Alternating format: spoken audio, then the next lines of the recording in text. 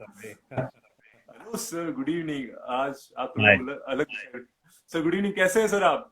आप कैसे हो करण? सर मैं कैसे एकदम हो? अच्छा हूँ। रेडियो नोएडा 107.4 की तरफ से आपका बहुत बहुत स्वागत है। आपने अपना थैंक प्रीशियस टाइम हमें दिया, इसके लिए बहुत बहुत धन्यवाद। मतलब मुझे बताएं, और कॉन्ग्रेचुलेशंस एक बेबी बॉय के लिए। 5 महीने का हो चुका है, बहुत ही यू। अच्छे फादर हो आप। बिल्कुल। बहुत एक अजीब बहुत सी ही सिचुएशन है एक्चुअली, क्योंकि ये जो कोरोना वायरस की वजह से दुनिया बंद पड़ गई है। अब जी जिनके बच्चे हो रहे हैं या एक दो महीने पहले जिनके बच्चे हुए, उनके लिए जी और बहुत मुश्किल था, बिकॉज इन्फेक्शन का डर, हॉस्पिटल जी रिसोर्सेज उतने हैं नहीं। तो I consider my self very lucky कि हम जी उस टाइम पे घर आ गए बच्चे को लेके, और ये जो 3 महीने इनके उसके साथ बिताने को मिला मेरे को, that's amazing, that's precious.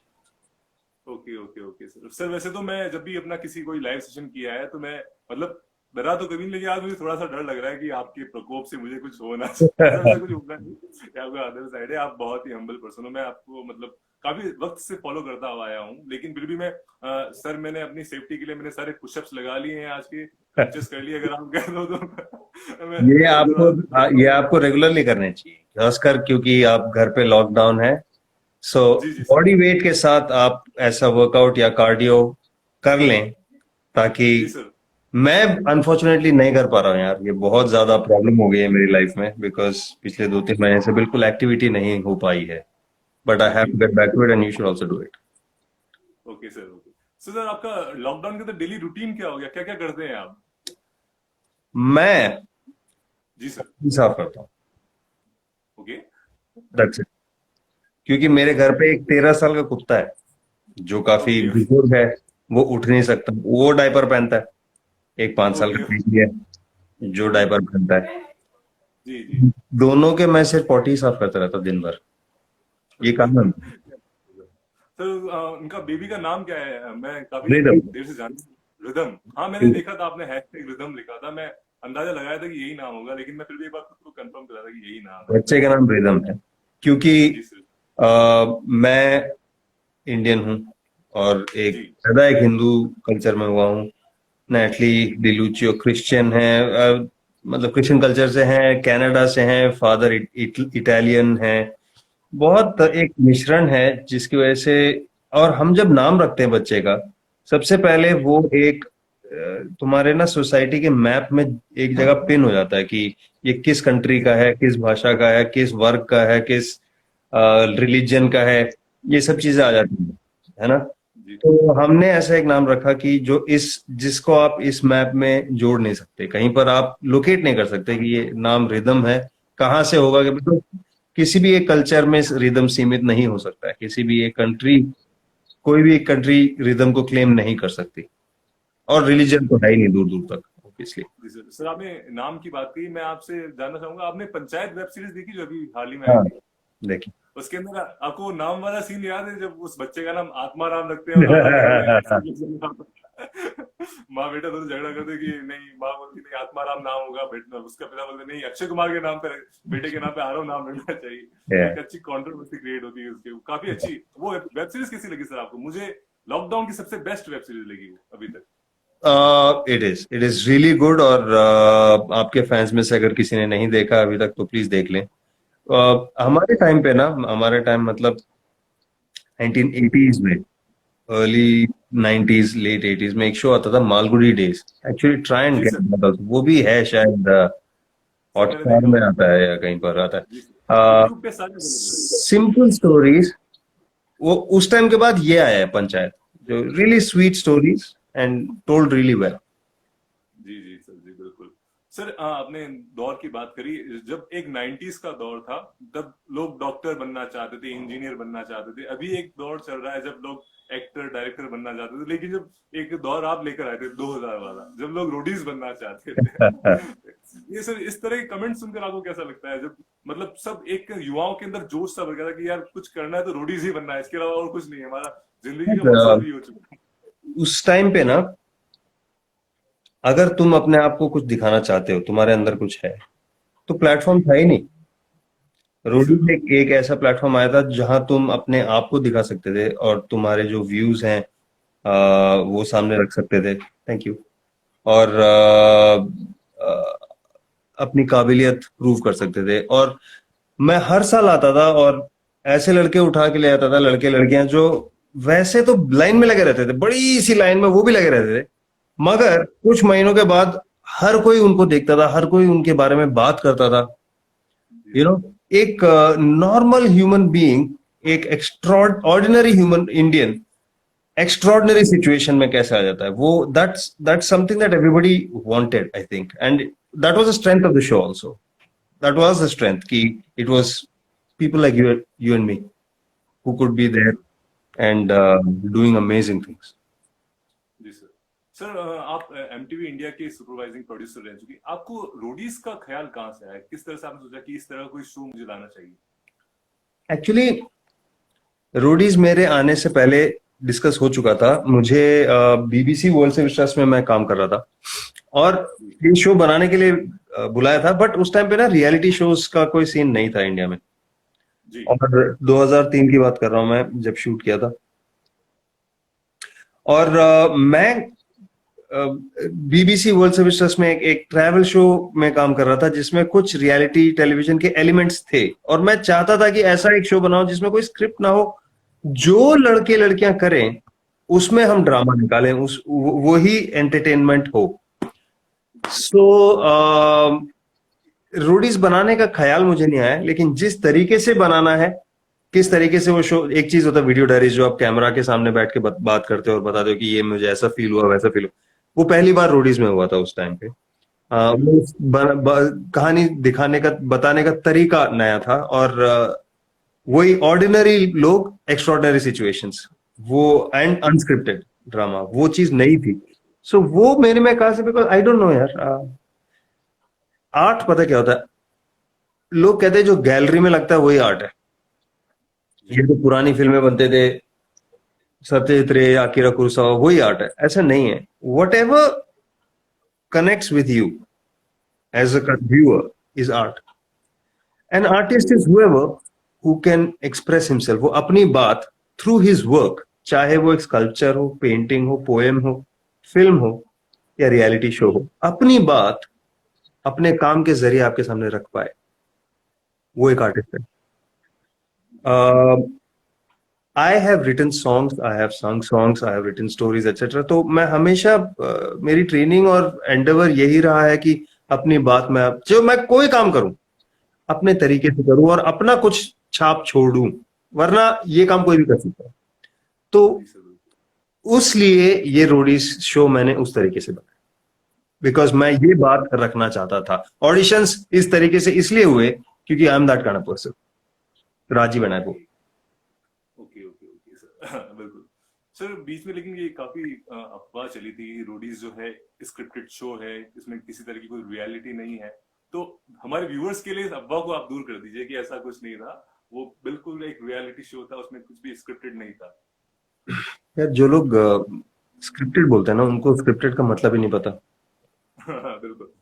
Ji sir. Scripted मतलब क्या है कि वो लोग जो बात कर रहे हैं इंटरव्यू में या फिर शो में, वो किसी ने डायलॉग राइटर ने लिखे हैं, इसका मतलब ये है। या एक स्क्रिप्ट ये है कि चलो आओ, मेरे रघु आएगा, वो तुम्हारी ठुकाई करेगा सबके सामने, उठा के फेंकेगा, थूकेगा तुम पे, कुत्ते की तरह पिटाई करेगा, तुम्हारी बेइज्जती करके, जिल्लत करके, बाल पकड़ के घसीट के बाहर फेंकेगा, और तुम उसके बाद किसी को मुंह दिखाने लायक नहीं रहोगे। मंजूर, मंजूर सर, यही स्क्रिप्ट चाहिए। ऐसे होता है कि मतलब जी सर बिल्कुल। कौन गधा मानेगा इस चीज को यार। जो लोग कहते हैं कि स्क्रिप्टेड है, उनका उनका मतलब ही मैं समझ नहीं पाया कि एक भी कंटेस्टेंट जो जलील होके गया है उसे भी नहीं बोला स्क्रिप्टेड है। जो लोग देख रहे हैं वो कैसे बोल रहे हैं? जी सर बिल्कुल। मेरे लिए वो एक कॉम्प्लीमेंट है, क्योंकि अगर काफी लोग सोचते हैं कि इतना इंटरेस्टिंग, इतना ड्रामेटिक, इतना इंटेंस हो ही नहीं सकता, ये तो स्क्रिप्टेड होगा। That's a compliment for me, because ये मैं अनस्क्रिप्टेड लेके आया। जब राजीव आया था ना छठे सीजन में, किसी को पता नहीं था, उससे पहले मेरा जुड़वा भाई है, लोग हिल गए कि ये कहां से आ गया, ये कोई कैमरा ट्रिक है शायद। एक्चुअली मैं और राजीव बैठे हुए थे और एक बंदा ऐसे देख रहा था कि ये दो एक जैसे, हमने बोला कि कैमरा ट्रिक है, कहता ओह करके चला गया। कहने का मतलब ये है कि जब तुम्हें समझ में नहीं आता ना, तो तुम तुम्हारा दिमाग उन जगहों पर जाता है जहां जो शायद तुम्हें कंफर्ट दे, तुम्हें समझ में आए, ऐसा लगे। तो हाँ, कैमरा ट्रिक है, हाँ स्क्रिप्टेड है, you try to make sense of something that confuses you, and the confusion was बिना स्क्रिप्ट के इतना हर एपिसोड हर सीजन इतना इंटरेस्टिंग कैसे है, जी सर। इतना। So that was it, and that's a compliment for me. Okay okay sir. Sir अगर हम रिदम की बात करें, वो भी आप ही की तरह एंग्री है, आपको लगता तो होगा, या वो एकदम क्यूट और शांत सा बेबी है, बिल्कुल एकदम हंसने खेलने वाला, बिल्कुल भी परेशान नहीं करने वाला। नहीं यार, परेशान तो क्या करेगा वो, परेशान बिल्कुल नहीं करता है। और एंग्री तो मैं भी नहीं हूँ यार, मैं क्यों एंग्री हूँगा? मतलब वो एक सिचुएशन ऐसी कोई ऐसी होती है जिसमें एक तरीके से मुझे बिहेव करना होता है। जी अदर देन दैट, अगर वो मेरे पे गया है रिदम, जी तो जी। वो बहुत ही क्यूट निकलेगा। क्या बात, बिल्कुल सर, बिल्कुल बिल्कुल सर, बिल्कुल बिल्कुल। और सर आप में से और राजीव सर में से अगर मैं पर्सनल लाइफ की बात करूं, तो आप दोनों से ज्यादा एंग्री कौन है अपनी पर्सनल लाइफ के अंदर? मैं हमने ऑन स्क्रीन तो दोनों को देखा होगा, आप हो। Okay okay. किस तरह से आप खुद को डिफाइन कर पाते हो इस चीज के लिए? डिफाइन, मैं जी अपने टेम्पर से या अपने आप को डिफाइन करता ही नहीं। ओके मैं ओके। डिफाइन करता हूँ अपने व्यूज से। मैं जो चीज बोलता हूं, आप लोग मुझे हर बार जिस तरीके से बोलता हूं उस पर डिफाइन करने की कोशिश करते हैं। मैं हमेशा जो बात कह रहा हूं उस पर डिफाइन होने की कोशिश करता हूं। मैं एक लिबरल हूं, जी जी मैं सर, एक बिल्कुल। एथिस्ट हूं, नास्तिक हूं। जी मैं इक्वालिटी, इक्वल अपॉर्चुनिटी पे विश्वास करता हूं, सबके लिए, औरतों के लिए, डिफरेंट क्लासेस के लिए, कास्ट्स के लिए, डिफरेंट रिलीजियंस के लिए। जी मैं सर। अपने आप को इक्वालिटी और जस्टिस, फेयरनेस पे डिफाइन करता हूं। जी उसको मैं काफी बार फ्रस्ट्रेट होके चिल्ला के या गाली देके मैं बात करता हूं। आप हो सकता है मुझे एक एंग्री मैन की तरह डिफाइन करें उस वजह से, but I am angry about something, I define myself with the things that make me angry, not with the way I get angry. जी सर। सर अभी एक कमेंट में किसी ने पूछा है, skull and rose next season कब आने वाला, नेक्स्ट स्कल्स एंड पार्ट कब? रोजेस सबको कह रहा हूं देख लीजिए, अमेजॉन प्राइम पे है। पंचायत देख के आपको जितनी खुशी हुई है सारी खुशी गायब हो जाएगी इस लॉकडाउन में। और लेकिन लेकिन किसी के सामने मत देखना, हेडफोन्स पे जी देखना, जी या तो, और या तो फोन की स्क्रीन पे या लैपटॉप की स्क्रीन पे अकेले में देखना, वरना बैंड बज जाएगा घर पे। Okay okay okay. सर अभी ठीक है, आपने बताया कि आप सिंगर भी हैं और आप सॉन्ग लिखते भी हैं। मैं सिंगर मैंने आपकी नहीं हूं, बट मैंने गाने हाँ, गाए हैं, रिकॉर्ड किए हैं। मनमानी गाना सुना है, बिल्कुल सर, बहुत ही, उसके लिए आपको अवार्ड मिला था बेस्ट सिंगर का। लेकिन इससे मुझे एक इंसिडेंट याद आता है, जब आप इंडियन आइडल में गए थे, आपने वो गाना गाया था, आज जाने की जिद ना करो, शायद वो एक प्रैंक था जिसको आपने आपने बाद में रिवील किया। उसका एक छोटा सा इंसिडेंट मुझे याद है कि आपने उनके जजेस को बोला था कि आप लोग बहुत रूड हो। और मैंने बोला आप खुद भी से आप खुद भी बाद में शायद। वायरल हो गया यार। एक्चुअली मैं गया लड़ने था, मैंने, लोगों को पता नहीं है और मैंने ये बात बताई अपनी किताब में, लिखा भी है जी कि मेरे दोस्त लोग बना रहे थे वो शो को, और काफी कंटेस्टेंट रो के निकले थे। और उस टाइम मेरी एक दोस्त थी, मैं उनसे मिलने गया था।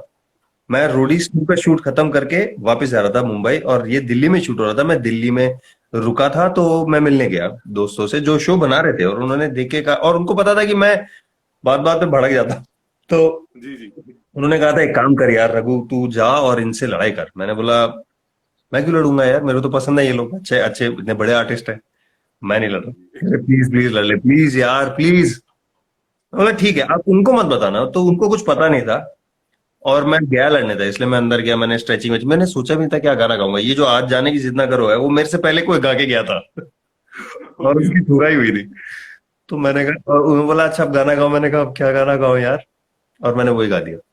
बट लड़ाई हुई और मजा आया, फिर मैं निकल गया। बट मुझे बुरा लगा कि मैंने उनकी इतनी टांग खींची। बाद में मैंने फराह खान और सोनू निगम इन सब के साथ काम भी किए, बड़े जी स्वीट जी। लोग। लेकिन सर आपने वो गाना अच्छी तरह से गाया था, एक जो सिंगर की वॉइस होती है, एक डीप वॉइस, एक जो, वो आपने अच्छा गाया था, मुझे तो अच्छा लगा था। आपने बिल्कुल थैंक यू। आज जाने की आपने लय सुर ताल जो भी होते हैं, मुझे इतना नॉलेज नहीं है सिंगिंग का, बहुत अच्छा गाया था। और अगर हम आपके गाने मनमानी की बात करें, जब ये गाना रिलीज हुआ, मैं शायद उस टाइम 13 या 14 साल का रहूंगा। इस एज में लोगों को शायद मोटिवेशन वगैरह के बारे में पता नहीं होता, लेकिन ये गाना सुन के मुझे एकदम जोश सा आ गया था कि यार मुझे भी अब रोडीज के अंदर जाना है। सीजन 11 तक मैंने देखा, पूरा देखा। लेकिन उसके बाद में जब चले गए आप दोनों, उसके बाद मैंने कभी कंटिन्यू देखा ही नहीं रोडीज को, कभी देखने का मन भी नहीं हुआ। ये एक तो सर कुछ ऐसा मिरेकल होने वाला है फिर से कि हम आपको फिर से देखने वाले हो रोडीज के अंदर, ऐसा कुछ होने वाला है? नहीं, रोडीज में नहीं होगा। अब हम जो भी बनाएंगे कुछ नया ही बनेगा। इनफैक्ट मैं चाहता हूं कि तुम स्कल्स एंड रोजेस देखो and then you talk to me and message me and tell me क्या क्या सोच रहे हो, because that is the evolution of that concept, is the जी evolution sir. Of our thought. Please watch it. जी जी sir जी। Sir Rajiv sir और आपने, आप दोनों ने एक साथ में इस इंडस्ट्री में आने का फैसला कैसे लिया? मतलब कोई थॉट प्रोसेस दोनों का सेम था, ऐसा कुछ था आपके साथ में starting में? हम दोनों ड्रॉप आउट हो गए कॉलेज से और नौकरी थी नहीं और जी क्वालिफिकेशन नहीं था। उस टाइम पे टेलीविजन इंडस्ट्री शुरू हुई थी इंडिया में। 95 की बात कर रहा हूँ मैं। 91 2 में केबल टीवी आ चुका था, मगर केबल टीवी काफी एडवर्टाइजर्स आ गए थे और बहुत सारे नए चैनल खुल गए थे, प्रोडक्शन हाउसेस आ गए थे, मगर जी काम करने के लिए लोग नहीं थे और जी कॉलेजेस में इसके कोर्सेज भी नहीं थे क्योंकि अभी अभी शुरू हुआ है। जी जी वो ऐसे लोग ढूंढ रहे थे जो दिन रात काम कर सके, लेकिन क्वालिफिकेशन की जरूरत नहीं है क्योंकि क्वालिफिकेशन है ही नहीं इसके लिए और हमारे पास कोई क्वालिफिकेशन था ही नहीं। तो इसलिए हमने ज्वाइन किया इस लाइन को, और कुछ नहीं, because we are dropped out. Timing की बात है। Okay okay.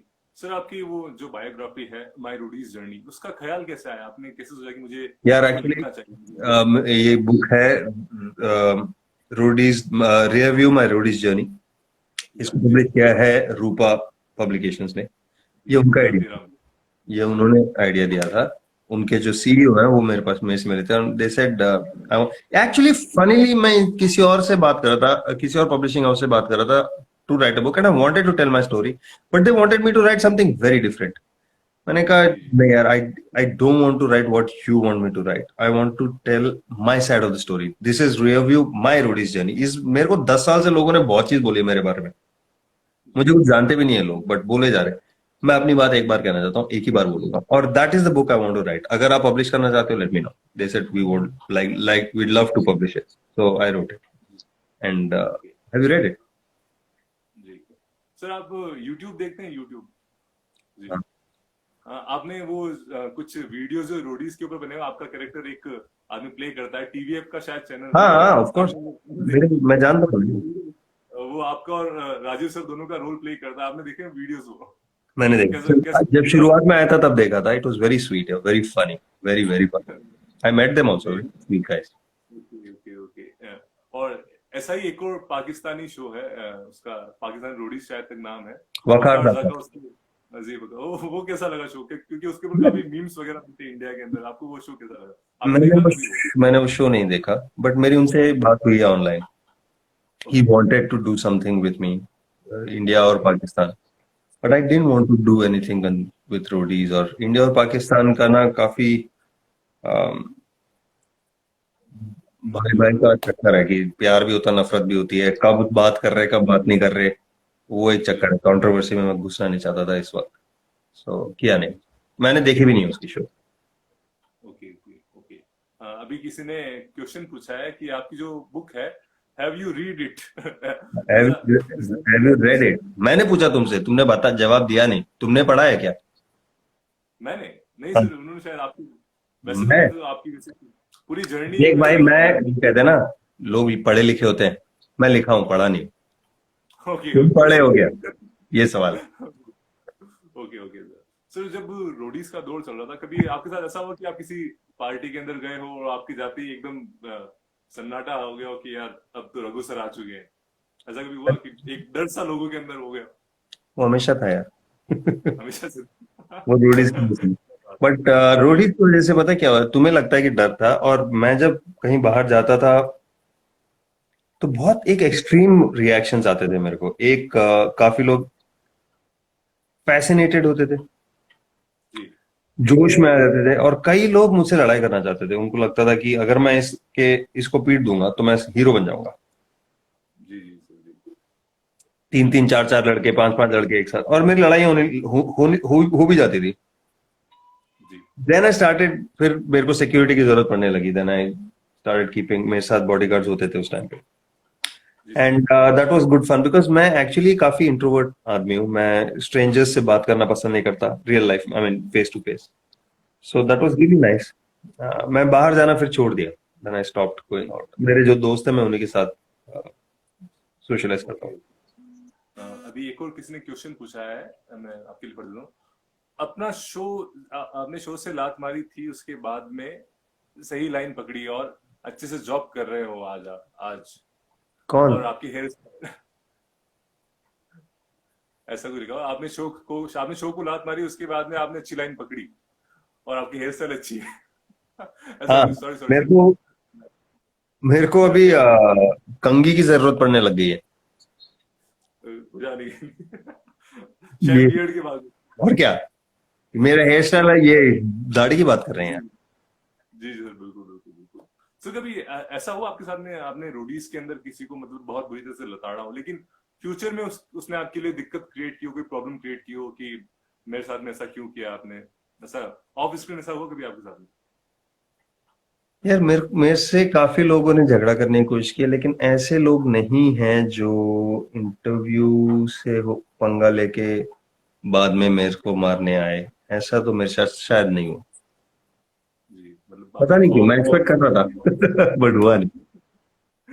Okay okay. तो वही तो मैं भी कह रहा हूँ कि आपका खौफ जो है ऑन स्क्रीन भी है, ऑफ स्क्रीन भी है। जैसे कि मैं खुद भी कह रहा था कि मैं थोड़ा सा हल्का सा डरा हूँ, मैं एक बुलेट प्रूफ जैकेट पहन के आया हूँ खुद को आपके प्रकोप से बचाने के लिए। हाँ। क्या कह सर रहे हैं? ऐसी ऐसी कौन सी बात है जो लोगों को पता नहीं है आपके बारे में और वो पता होनी चाहिए, जो आपको लगता है?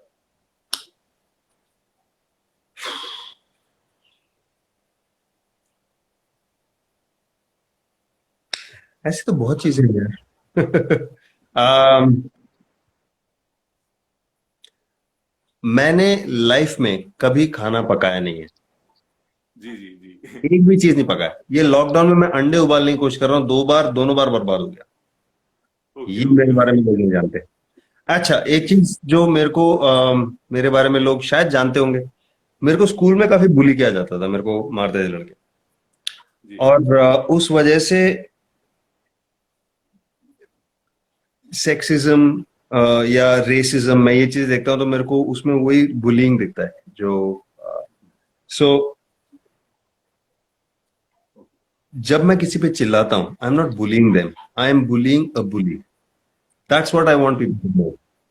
आई really want people to hear what मैं जो बोल रहा हूँ वो सुने, ना कि मैं जिस तरीके से बोल रहा हूँ उस पर ध्यान दें। दैट्स व्हाट आई जी वांट। जी। सर कोई प्रदीप अरोड़ा है, इन्होंने काफी बार एक ही कमेंट को डाल दिया, तो मैं आपके लिए पढ़ देता हूँ। सर याद है 10 लाख की रिश्वत देने की कोशिश की थी मैंने शो के अंदर और आपने लात मार के भगा दिया था। I do remember. प्रदीप, कैसे हो प्रदीप?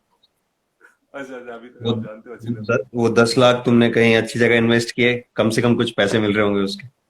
जी बिल्कुल बिल्कुल विश यू ऑल द बिल्कुल। बेस्ट यार प्रदीप। हाँ, what was your next question? हाँ सर, मैं नेक्स्ट जानना चाहता हूँ, एक बीच में एक अफवाह और चली थी कि जब भी आपके घर कोई गेस्ट आता है तो आप उसको ब्रेकफास्ट या फिर कुछ और परोसने की जगह आपको उसको गालियां परोसते हैं। ऐसा कुछ अफवाह आपने सुनी है? इसके बारे में आपने सुना है? हमने सुना है क्योंकि हम तो आपके व्यूअर्स, आपके फैंस हैं, तो हर चीज के बारे में ध्यान रखते हैं। अगर ऐसा सच में तो नहीं होगा मुझे बताया, लेकिन इस तरह की और अफवाहें आपने सुनी होंगी। बिल्कुल। यार मेरे बारे में ना लोगों की बहुत अजीब सी ओपिनियंस हैं। एंड जी ये चीज ये मुझे पहले पता थी, उसके बाद मैंने ध्यान देना छोड़ दिया। तो आई डोंट नो मेरे बारे में क्या बोलते हैं लोग या क्या सोचते हैं लोग। मेरे घर ज्यादातर लोग आते नहीं है, बिकॉज जैसे मैंने कहा जो मेरे करीबी दोस्त हैं सिर्फ वही आते हैं। और जी जैसे मैंने तुम्हें बताया, मैंने कभी कुछ खाना पकाया नहीं है, तो कोई आएगा पकाएगा फिर वही खाएंगे हम। तो परोसेगा वही, मैं नहीं परोसूंगा। जी जी, क्या बात है। जी सर। सर आपका आपकी जो वेब शो था आयशा माय वर्चुअल गर्लफ्रेंड, उसका एक्सपीरियंस कैसा रहा? आप उसके क्रिएटर भी थे और आप उसके एक्टर भी थे उसके अंदर, उसका एक्सपीरियंस कैसा रहा आपका? यार अच्छा है। इंटरनेट जब से आया है, तुम जैसे पंचायत तुम्हें पसंद है और तुम कह रहे हो कि जी यहाँ पर जी, एक मैंने अलग। आयशा भी देखी हुई। हाँ, आयशा भी देखी है सर, मुझे वो भी आयशा पसंद है नहीं, मैं आयशा। कह रहा हूँ कि आयशा इंटरनेट एक ऐसी चीज है जहां पर अलग किस्म की कहानियां अलग किस्म के तरीके से बताई जा सकती हैं। और आयशा शुरुआत में आई थी बहुत पहले, 2000, जी sir. I don't know, 2016 I think. 16 4 साल, या 15 या 16 के अंदर 15 आई थी। 15 को आ गई थी। करेक्ट, जी सर। 2015। हाँ। So it was really interesting to, मैंने ये पहली बार फिक्शन किया था मैंने। ओके। The first fiction I ever co-created with the team, and I really enjoyed it. बहुत thoroughly enjoy किया मैंने. पता है मैंने फिल्मों में भी एक्टिंग किया है, बट वहां ना एज एन एक्टर कुछ कंट्रोल नहीं होता है, but as a web series when you're the producer and one part of the creative team, काफी सारा कंट्रोल तुम्हारे हाथ में होता है, and that's a lot, that gives you a lot more joy, a lot more pleasure in making it. जी, अभी मैंने कुछ दिनों पहले जो आपके को एक्टर थे उसके अंदर हरमन सिंह उनका भी इंटरव्यू किया था. वो कहते हैं कि वो आप बहुत मिस कर रहे हैं. वो सोच रहे हैं कि एक कोई नया सीजन बने, उसके अंदर फिर से वो आपके साथ में काम करने की इच्छा रखते हैं. अगर वो आप अपनी बात नहीं पहुंचाए तो मैं आप तक उनकी बात पहुंचा रहा हूँ. Obviously है. हरमन एक बहुत ही टैलेंटेड लड़का है. उसने लिखा भी है उस शो को, और उसमें लीड भी एक्ट किया था. both things he did really well. जी सर. सर, अगर आप अपनी जर्नी को ब्रीफ में बताना चाहें तो क्या होगी वो, अपनी जो अभी तक की पूरी जर्नी है? यार ब्रीफ में क्या, मैंने तो इतनी बड़ी किताब लिख दी है, मैं रोडीज जर्नी का, उसमें मैंने अपनी पूरी लाइफ के बारे में लिखा है. But I'll tell you something, it's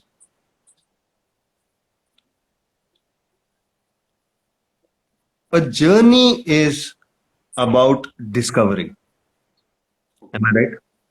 दो किस्म की जर्नी होती है. एक वो जो तुम वहां जाओ जहां तुम्हें जाने की आदत है जी सर. और उस रास्ते को तुम अच्छी तरह जानते हो. एक वो जर्नी होती है जहां तुम्हें पता नहीं तुम कहाँ जा रहे हो और रास्ता तुम्हारे लिए अनजान है. जी सर. वहां कुछ भी हो सकता है ना? जी सर, बिल्कुल. My journey is the second kind. जी. And independent thought, this is the word I want to leave you with. लोग कहते हैं कि I am a liberal, I am an atheist.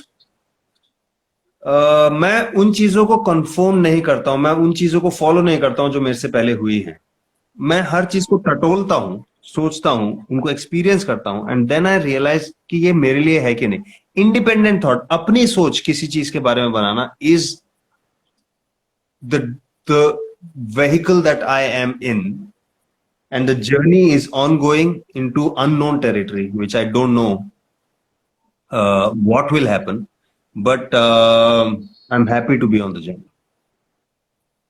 Okay sir, मैं नेक्स्ट आपसे जानना चाहूंगा आपकी फ्यूचर प्रोजेक्ट्स के बारे में, और कौन कौन से प्रोजेक्ट्स आपके आने वाले हैं? यार एक्चुअली विद कोरोना वायरस के वजह से हर चीज काफी एक पीछे बैठ गया है, एंड हमारे जो कॉन्वर्सेशंस चल रहे थे वो भी थोड़े से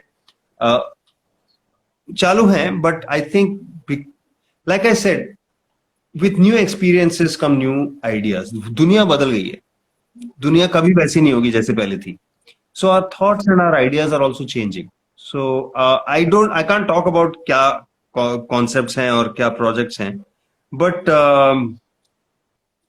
there is a lot that's happening, and I'm excited about the new things that are coming, because जो भी आएगा, it will be a product of the quarantine. जी सर. अगर हम बात करें आपके बिगेस्ट फियर के बारे में, आपका बिगेस्ट फियर क्या है? ऐसा कुछ है भी सही? मैं वैसे तो हर चीज से डरता हूँ. डर मुझे बहुत चीजों से लगता है, but my biggest fear is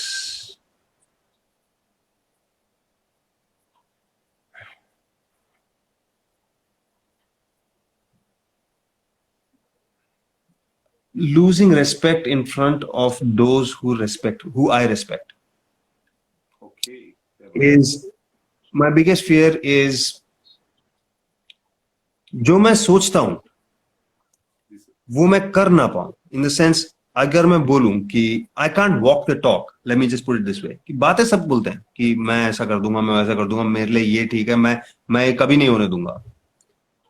मगर जब वो डंके की चोट पे बात आती है कि अब क्या तू वो करेगा जो तू कहता है, if I can't do that, if I can't back my talk with my action, I will lose respect for myself, and others will lose respect for me, and that is what I fear the most. That's why when I quit roadies, I quit television, and काफी time के लिए मैं elections में and political activism में घुस गया था, because I wanted to walk my talk. जो मैं auditions में बोलता हुआ आया हूँ, जो मैं show में दिखाता हुआ आया हूँ, जब मौका आया तब I wanted to get in there. Okay, I have to go now. I'm sorry because it's 6:30 and it's time for Rhythm's bed. I know. Thank you so much, sir, for joining me. It was a great conversation with you. My आपने अपना time pleasure, Karan, and my pleasure. And I want to say thank you to everybody who's part of this conversation. And Thank you I so wish much. you all the best and stay safe. Okay. Thank you, sir. Thank you, sir. Bye, buddy. Salute to you. Bye, See sir. you. How do I go? Just okay, you have gone. तो काफी ही अच्छे person हैं Raghu sir.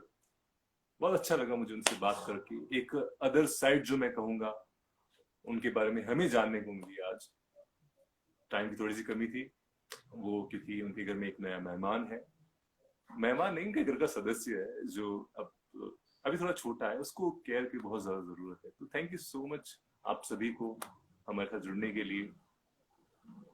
और इस conversation को हम continue करेंगे. फिर से मैं अपने लाइव सेशन के अंदर आता रहूंगा. कल भी हमारा लाइव सेशन है करण कपूर एक्टर के साथ में. सेम टाइम 6 बजे. देखते रहिए Insta Talks. Salute to all. Bye. Good night.